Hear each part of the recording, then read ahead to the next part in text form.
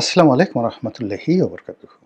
সম্মানিত দর্শক, নির্বাচনের আগের ৩টি গুরুত্বপূর্ণ দিন, অর্থাৎ নির্বাচন যদি ১১ তারিখে হয়, তাহলে আমি ৯, ৮, ৭ এই ৩ দিনের সম্ভাব্য কিছু ঘটনা বলি এবং এই ৩ দিনের আগে পরের কিছু ঘটনা বলি, যা কিনা সম্ভাব্য হতে পারে আবার নাও হতে পারে।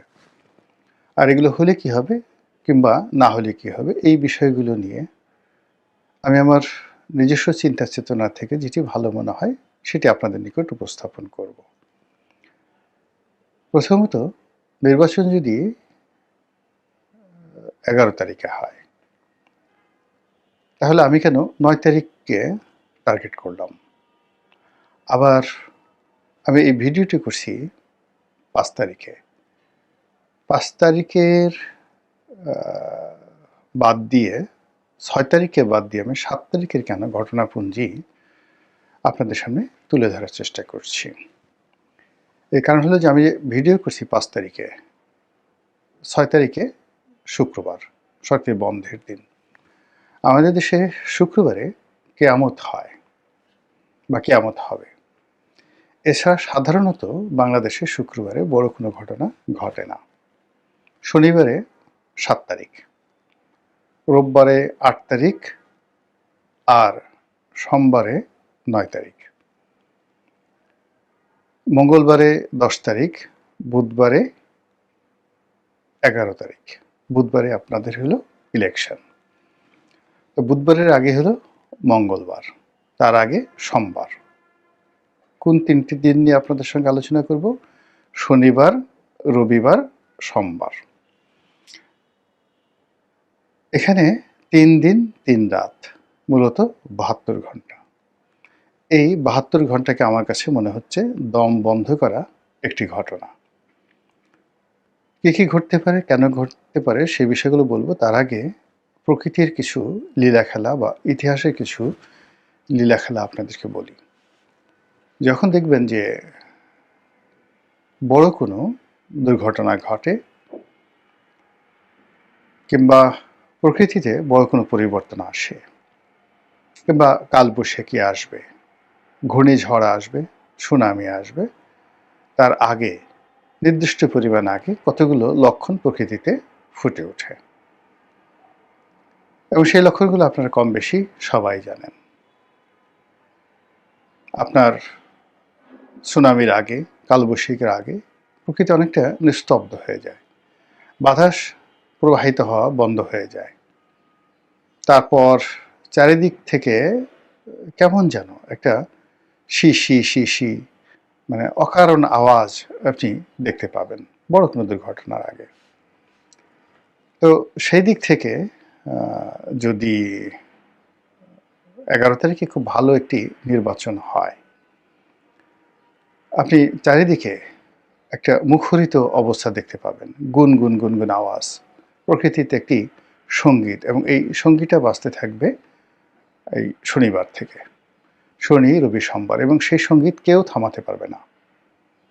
জামাত জামাতের মতো গাইবে, বিএনপি বিএনপির মতো গাইবে, এবং সবার মধ্যেই এই একটা তাড়াহুড়া থাকবে, একটা আবেগ থাকবে, একটা উচ্ছ্বাস থাকবে, একটা আনন্দ থাকবে, তার সঙ্গে সঙ্গে একটা টেনশন থাকবে, নিজে বিজয়ী হওয়ার বা পরাজিত হওয়ার, প্রতিপক্ষের বিজয়ী হওয়ার বা পরাজিত হওয়ার একটা আনন্দ এবং উচ্ছ্বাস, ভয় এবং আশা, যেটিকে বলা হয় খৌফ, ভয়, খৌফ এবং রিজ্জা, এই দুটো জিনিসের একটা সমন্বয় ঘটতে থাকবে।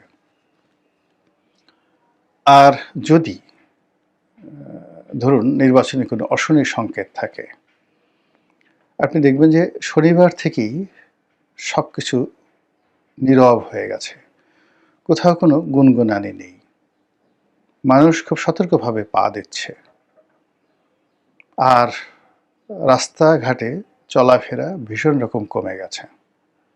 শনিবার থেকে রাস্তাঘাটে লোকজন চলাফেরা কমে যাবে, রবিবারে আরও কমবে, সোমবারে আরও কমবে, মারাত্মকভাবে কমবে।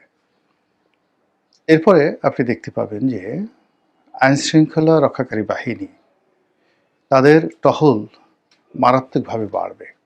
মারাত্মকভাবে বাড়বে যদি নেতিবাচক হয়।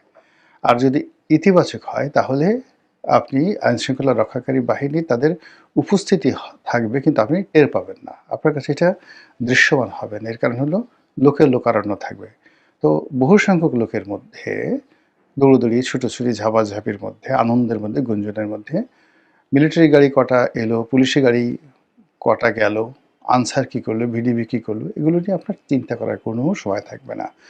ঘরে ঘরে ঘরে ঘরে প্রার্থীদের যারা লোকজন রয়েছে শেষ সময়টাতে তাদের অত্যাচারে আপনি অতিষ্ঠ হয়ে পড়বেন। প্রত্যেকটা লোক আপনার ঘরে ঘরে যাবে। কিন্তু এর যদি বিপরীত ঘটনা কোনো কিছু হয়, ঘরে কেউ যাচ্ছে না, আপনি নিশ্চিত ঝিম মেরে থাকতে পারেন যে খবরাখবর আপনার জন্য ভালো হবে না।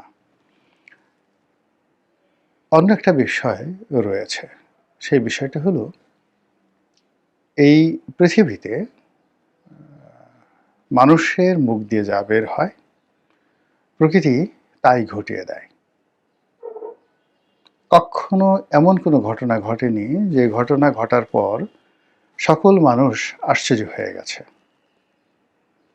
যেমন ধরুন শেখ হাসিনার পতন হলো, বহু মানুষ বলেছে যে এর পতন হবে এবং তাকে পালিয়ে যেতে হবে। তো সে যখন নিজে শেখ হাসিনা এর দ্বারা কতটা প্রভাবিত হয়েছেন যে তিনি নিজে বলতে বাধ্য হয়েছেন তিনি পালাবেন না, তার আশেপাশের লোকজন তারা বলেছে যে পালাবে না, আওয়ামী লীগের অস্তিত্ব থাকবে না, আওয়ামী লীগের অফিস খোলার মতো কোনো লোক থাকবে না। বলেন তো এই কথাগুলো কি 2014 সন থেকে ঘাটে পথের সমস্ত মানুষ বলেনি? সবাই বলেছে এবং সেই ঘটনা ঘটে গেছে। বঙ্গবন্ধু মারা যাবেন, সপরিবারে নিহত হবেন, এটা না বললেও তিনি মারা যাবেন। তার মানে পরিষদ বর্গ, তার নিজের আত্মীয় স্বজন, বিশেষ করে তার ভাই, অন্যান্য যারা আছেন নিকট আত্মীয়, আমি নাম বললাম না, এদের অত্যাচারে, জুলুমে মানুষ অতিষ্ঠ ছিল, ভীষণ রকম অতিষ্ঠ ছিল। ফলে কি হলো, যে যার অবস্থান থেকে বলতেন যে সর্বনাশ ঘটবে, নির্বংশ হবে, অপঘাতে মারা যাবে। এই সমস্ত কথাবার্তা কিন্তু ৭৩ সন থেকেই বলা শুরু হয়েছিল। প্রকৃতিতে সেই ঘটনা ঘটে গেছে। জিয়াউর রহমানের ক্ষেত্রে প্রযোজ্য। জিয়াউর রহমানের ক্ষেত্রে একটার পর একটা মিলিটারি কু হলো, আর অন্য যে ঘটনাগুলো হলো, সবাই আফসোস করতো না জানি কখন মরে যায়। সেই ঘটনাই ঘটল। এরপরে অন্যান্য যারা আছে, প্রেসিডেন্টের সাথ, জিয়াউর রহমান সাহেব, তাদের কথা বাদ দেন, বেগম জিয়ার কথাই চিন্তা করেন। এখন বেগম জিয়ার যে রাজকীয় জীবন, সেই রাজকীয় জীবনের সঙ্গে তার যদি মৃত্যু, অনেক মানুষ জানাজায় হাজির হয়েছেন, কিন্তু মৃত্যু পূর্ব সময় তার যে নিঃসঙ্গতা, তার যে অসুখ, তার যে বিসুখ, তার যে কষ্ট, তার চোখের সামনে তার যে মনোবেদনা, সব কিছু তিনি একেবারে গাছ পাথর হয়ে গিয়েছিলেন, শোকে মুহ্যমান হয়ে গিয়েছিলেন। তো সেই মানুষটি মৃত্যুর আগে একবার দুইবার তিনি শুধু হেসেছিলেন শেখ হাসিনার পতনের পর। এই যে জীবনের ট্র্যাজেডি, এই ট্র্যাজেডির কারণটা কি? এই ট্র্যাজেডির কারণ আপনারা যদি খুঁজতে যান তাহলে অনেক কিছুই দেখতে পাবেন, বুঝতে পাবেন, যার ফলে আপনি একটা অনুসিদ্ধান্তে পৌঁছতে পারবেন যে এই পৃথিবীতে কোনো কিছুই আনটার্ন যায় না। আপনি যতটুক ভালো কাজ করবেন সে ভালো কাজের মূল্যায়নে পৃথিবী আপনাকে দেবে। শেখ হাসিনা যত ভালো কাজগুলো করেছেন আমরা বলছি, কিন্তু তার সঙ্গে সঙ্গে তার মন্দ কাজ যেগুলো হয়েছে, একটা মন্দ কাজের জন্য তিনি এই পৃথিবী থেকে শাস্তি না পেয়ে যাবেন না। এটাই পৃথিবীর নিয়ম। এখন তারেক রহমান সাহেব আছেন, শফিকুর রহমান সাহেব আছেন, ডক্টর মোহাম্মদ ইউনূস আছেন, এদের ক্ষেত্রে একই নিয়ম প্রযোজ্য। সেনাপ্রধান আছেন, গত 17 মাসে যা কিছু হয়েছে, এই যা কিছু হয়েছে এর মধ্যে কোন কথাগুলো সামনে চলে আসছে এবং যাকে বলা হয় বারবার মানুষ আলোচনা করছে। প্রথমত হলো মাস্টার মাইন্ড, এরপর হলো ম্যাটিকুলাস ডিজাইন, এরপরে হলো পুলিশ হত্যাকাণ্ড, থানা পোড়ানো। পক্ষে কিচ্ছু বলছে না, কিন্তু মানুষ এগুলো নিয়ে কথাবার্তা বলছে। তো মেটিকুলাস ডিজাইন, থানা পোড়ানো। এরপর হলেও যাবে না, উনি যাবে না, এত সহজে ছাড়বে না। মানে এগুলো একজন দুজন নয়। যদি কেউ বলে থাকে যে উনি চলে যাবেন যথাসময়ে, উনি ভদ্রলোক মানুষ, এদের সংখ্যা যদি একজন হয়, উনি চলে যাবেন না, এদের সংখ্যা 1000 জন। তো এই যে উনি থাকবেন না, উনি চলে যাবেন, এরপর আসলো কি গুপ্ত শক্তি, জামাত ইসলামিক দলগুলো ক্ষমতায় আসবে। তারপর মেটিকুলাস ডিজাইনে ইলেকশন ইঞ্জিনিয়ারিং হবে, গুপ্ত শক্তি জাল ভোট দেবে। ফলাফল যে কি হবে, ভোট কেন্দ্রে যে কত লোক যাবে, এই বিষয়গুলো নিয়ে প্রতি মুহূর্তে লোকজন বিতর্ক করছে। এই বিতর্কের কারণে আপনারা ধরে নিতে পারেন যে গত 17 মাসে যে বিতর্কগুলো, যে কথাগুলো বহুবার উচ্চারিত হয়েছে, এই কথার বাইরে 11 তারিখে কিছুই হবে না, কখনো কিছু হবে না। মিরাকেল বলে কোনো কিছু হবে না। যা কিছু ঘটে তার আগে তার সব কিছু বর্তে থাকে, প্রকাশিত হতে থাকে, সেগুলো আওয়াজ তৈরি করতে থাকে, এবং সেই আওয়াজের একটা প্রতিফলন ঘটতে থাকে। যেমন ধরুন, সারপ্রাইজিংলি যে ঘটনাগুলো ঘটেছে, সেটা হলো 2014 সালের নির্বাচনের ফলাফল সারপ্রাইজিং। নির্বাচনের পর আমরা আশা করিনি যে 5 বছর থাকবে, সারপ্রাইজিং। 18 নির্বাচন সারপ্রাইজিং, 2024 নির্বাচন সারপ্রাইজিং।